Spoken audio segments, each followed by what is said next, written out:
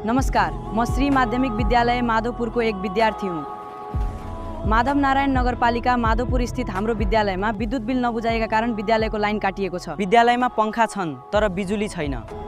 Digital board छ तर सञ्चालन गर्न सकिएको छैन। अहिलेको अत्याधिक गर्मीका कारण विद्यार्थीहरूलाई पढाइमा निकै कठिनाइ भइरहेको छ। त्यसैगरी विद्यालयमा पर्याप्त शौचालयको व्यवस्था पनि छैन।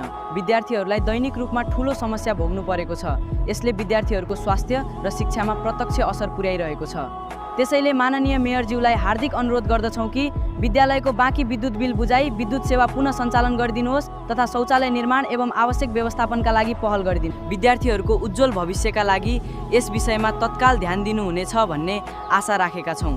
अनि तपाईहरू यो भिडियोलाई रिपोस्ट गरिदिनु होला। धन्यवाद।